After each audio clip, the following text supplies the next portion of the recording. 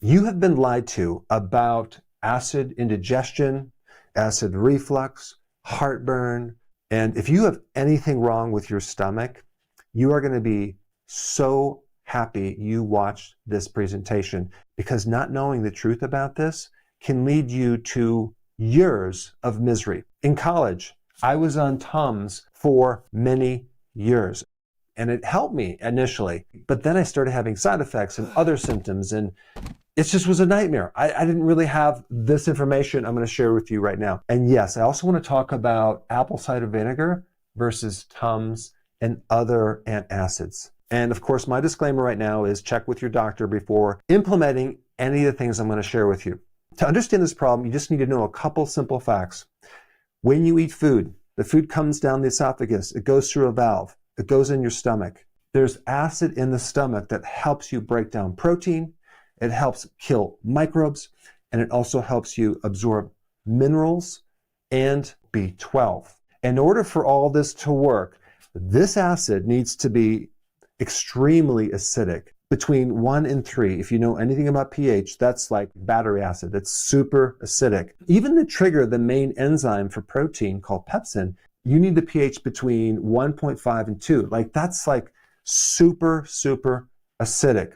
And if your stomach is that acidic, it'll tell the pancreas to release enzymes to help you break down food. It'll also let the gallbladder know to release bile to help you digest fats. And it'll tell the pancreas to release a bicarbonate to help neutralize this acid, because the stomach is full of acid and it's going to come right in here, and we have to neutralize that to prevent an ulcer happening lower in the digestive tract. But over here, we have something called acid indigestion or GERD, reflux, all very similar. You can see right here, the acid is coming up through this valve into the esophagus right through here. And here's the biggest lie. When you have acid indigestion, heartburn, acid reflux, those problems are a problem of too much acid. That is the lie. In reality, most of those problems are really being caused by a lack of acid, or an acid that's not very acidic, okay? Definitely not down here between 1 and 3. Could be 4, 5, 6, 7 pH. If you're operating off of this information that you need to get rid of your acid to fix any one of these problems, then you're going to be in a heap of trouble. All the information I'm going to share with you is from this book I'm going to put up right now, and I'll put the link down below, by Dr. Wright. Now, there's a lot of over-the-counter medications you can take, and if you read the back of the label, it'll say don't take this more than a couple weeks, okay? Well, a lot of people take it a lot longer. The reason they say only take it for 2 weeks is because it can create a serious deficiency in magnesium and other nutrients. It can affect your bones, it can affect your kidney, it does a lot of harm to your body. But then we have prescription medications. Apparently you can take those a little longer, between 4 to 6 to, at the max, 8 weeks. My question is, does it suddenly cure the problem so that you can come off of it? Well, from my observation, no. What they'll do next is they'll start to increase the dosage of that medication. What if that doesn't work? What do? Well, you have surgery. So this is a huge problem. I think antacids are probably the most overused medications because they just treat the symptom. They don't actually fix the root cause. So then here's a question. It's like, what about, should you start taking apple cider vinegar? Does that work better than Tums? There is no research on that. You won't find it. Tums works better to get rid of acid. But that should not be your goal if you want to correct this. Apple cider vinegar is a very good remedy for certain people. I'll talk about that. I'm going to recommend something even better than that, but I think it's really important to understand this foundation of what's really happening and what the goal should really be. I'm excited to share a new product that we just released, organic beetroot juice powder. With one little tiny scoop, you can get the nutrition from 8 beets. So there's a lot of different benefits with beets. The big one that a lot of people are talking about is the healthy support of nitric oxide in your body. This product helps support healthy blood flow. It's a natural antioxidant. You get the benefits of all the enzymes, the phytonutrients, and definitely the things that support nitric oxide. Let's just go through the list and talk about what symptoms you would have if you didn't have enough stomach acid. Number one of the side effects is GERD. In other words, not having the acid can cause this problem. But also this other condition called SIBO, small intestinal bacterial overgrowth. That's a situation where because you don't have enough acid, the food doesn't get digested properly and it ends up in the small intestine undigested. In the small intestine, because the stomach didn't kill off certain microbes, now you start to ferment in your small intestine. We really should have fermentation lower in the digestive tract, like 20 feet lower into this tube. But now we have it right here. Guess what you're going to get? You're going to get gas, bloating. All that gas is going to go into the stomach and push that valve open. Burping, belching, you get too much gas. You can even have fermentation in your stomach, producing more gas. So one reason why your valve won't close is you don't have the right pH of the acid, okay, because there's a sensor between the valve and this acid, or you might have too much gas because of this situation that pops it open, or it could be a neurological problem that's coming from the autonomic nervous system. Since the autonomic nervous system controls all the valves, you can very commonly have a problem with the valve because of this autonomic nervous system issue. And if you did, the remedy would be vitamin B1. Another symptom of low acids in the stomach is the susceptibility to gastric cancer. Okay. Another one is anemia, because you need that strong acid to be able to absorb B12. So now we get a severe B12 deficiency, which creates a certain type of anemia. You get abdominal pressure. I've already talked about that. That's called bloating. You get reflux, and you get less tone on that valve. So there's a lot of different mechanisms that can occur just from not having enough acid. Now, there's another little twist to this. H. pylori. It's a microbe that normally is dormant in our bodies, but it can come out in certain environments, in certain situations, and cause ulcers, but it can also be responsible for 30 to 40% of acid indigestion, or GERD, or acid reflux, and changes its relationship to being somewhat friendly to unfriendly is if you lose your stomach acid. So the fact that you lost your stomach acids can be a reason for this microbe to pop out and start existing, because it tends to thrive in more alkaline environments. High stress can do it, and low vitamin D can weaken the immune system and allow it to come out of remission. But not only does the low vitamin D situation cause it to come out of remission, as another strategy, it will downgrade the vitamin D receptor and not let you be able to use vitamin D. So even though your levels are normal, at the cell level, it's not going in. So another little twist on that, which is really interesting, is that in your immune system, you have something called a cathelicidin. Cathelicidin is something in your immune system that will kill H. pylori on contact. It gets activated by vitamin D3. This is probably why H. pylori is really trying to shut down your vitamin D, because it knows if it doesn't, your immune system will automatically kill this thing if it starts to come out of remission. Now, I just wanted to make sure that you don't think I'm making all this stuff up. I'm going to give you some references, and I'll put these links down below. But these are research papers. There's one from Keller in 2015, found that patients with hypochlorhydria, that's low acid in their stomach, had impaired protein digestion and delayed gastric emptying, leading to pressure buildup and reflux-like symptoms. Next one, Wilder-Smith, 2009, in the Digestion Journal, showed that PPIs, which are antacids, can increase gastric bacterial overgrowth and bloating, contributing to reflux-like symptoms, suggesting that acid suppression can worsen things.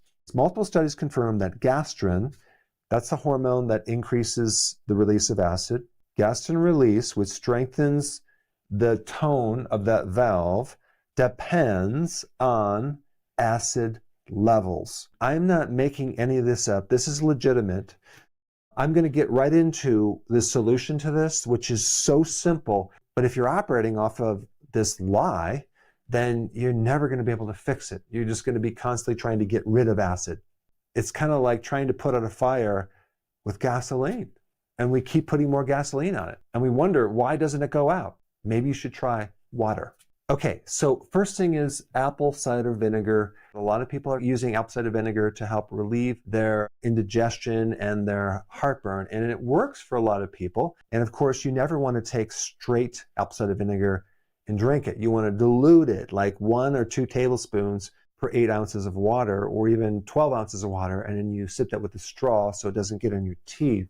I wouldn't necessarily use this as a permanent solution.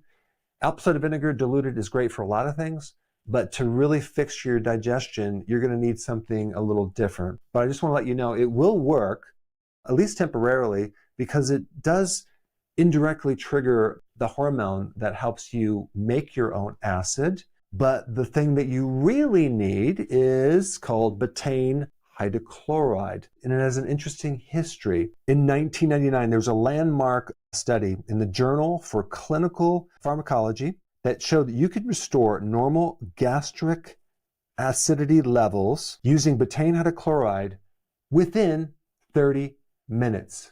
So betaine hydrochloride can re-acidify your stomach fairly quickly. Between 1930 and 1950, in various medical textbooks, guess what they used for heartburn? Betaine hydrochloride. They didn't have Tums or Rolaids back then, but for problems with low stomach acid, they used betaine hydrochloride. So this is an old remedy that medical doctors used. Between 1939 and 1947, there was a study using the Heidelberg capsule test, where they actually put a capsule down in your stomach and they measure the pH while the person was taking betaine hydrochloride, and they found they can actually bring the pH from 5.2, which is not very acid, down to 0.6, which is less than 1, within 30 minutes using betaine hydrochloride as a solution. Now, back then, I would imagine the betaine hydrochloride was much stronger than it is now, because now you buy it over the counter. It's not that strong. You need more of them to achieve that same effect. But the point is that betaine hydrochloride has a history in medicine that they use for a lot of these conditions before the Tums, the Rolaids, the PPIs, etc.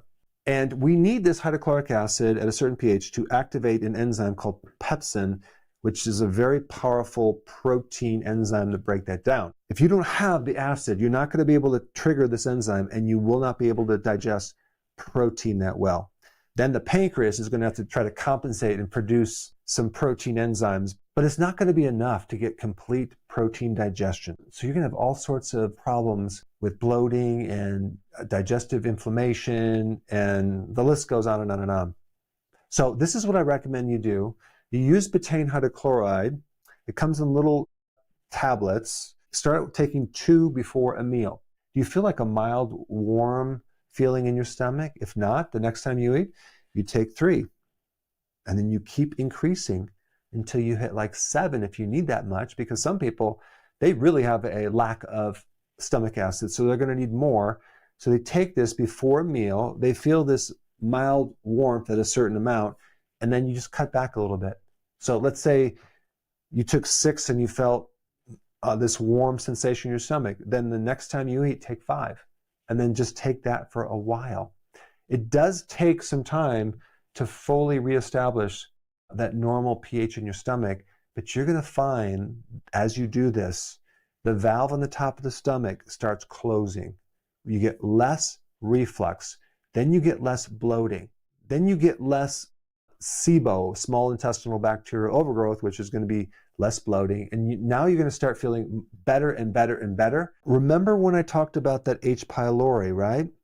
Well, vitamin D combined with magnesium is also super important, not just in dealing with that microbe, H. pylori, but also into helping you make enough hydrochloric acid.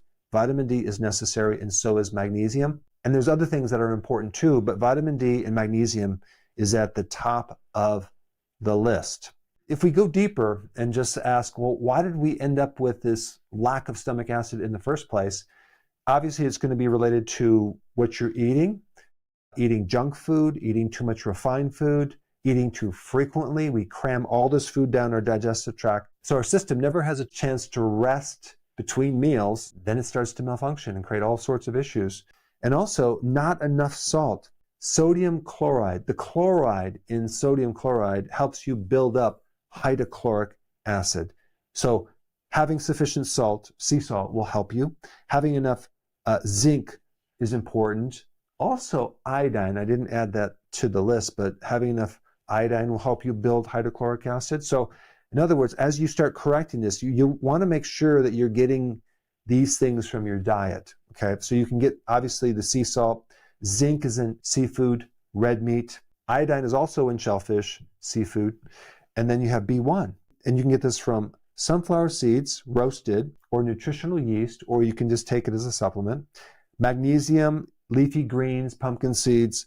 And also, if you've been on a low animal protein diet, that can actually severely affect the amount of hydrochloric acid in your stomach. A lot of people that are diabetics have this digestive problem. So insulin resistance is one of the root causes. And also, like I said before, frequent meals will really screw this thing up. If you take this betaine hydrochloride or apple cider vinegar and you feel worse and it burns, you stop taking it. But then what do? Well, that's what I'm going to talk about. Gastritis is a situation where your stomach actually is producing too much acid, is not near as common. So this is why I'm talking about it as a side note. And the question is, should you be taking medication for that? Well, I'm just going to give you the alternative version, but of course, check with your doctor before doing anything. One of the best remedies for both of these conditions is zinc carnosine. It seems to go right to the ulcer or area that needs to be healed, creating this wound healing effect. It's like really wild. It's super effective, and it can heal up the ulcer and also reduce the gastritis. Another good remedy is mastic gum, okay? Also D3. Why? Because D3 and magnesium directly helps increase that compound in your immune system called cathelicidin. Probiotics, especially L-reuteri. I've talked about that in other videos. If you haven't seen that, I'll put that link down below. But that yogurt culture that you can make goes into the small intestine and start to correct some of the over-fermentation, and that can lessen the gas. But also some of the acids that are produced from that can actually spill up and irritate your digestive system. Sulforaphane in broccoli sprouts was found to inhibit H. pylori. Fascinating. B12 is important, especially since a lot of people that have gastritis also have a problem with the absorption of B12. And then also, if you have gastritis or even an ulcer, out of all the things that you eat vegetable-wise, you may find that cabbage seems to be the best. I mean, even if you look at the history of this vitamin U, which stands for ulcers, actually it's in cabbage. There's a whole history on this. It's fascinating. And then, of course, intermittent fasting. So for certain types of gastritis, taking more acid, apple cider vinegar, can turn off that hormone gastrin so you can actually make less acid. Versus some people taking like an antacid or a PPI that then sends the signal to the stomach that, hey, listen, you don't have enough acid there, we're shutting it down, make more acid. So then you get this rebound of more acid, like a hyperacid situation that occurs after you take this drug. Now, I briefly touched on this probiotic called L-reuteri, which can greatly be a game changer with your small intestine, but it does a lot more. I created a fascinating video on how to make your own L-reuteri yogurt right here. Check it out.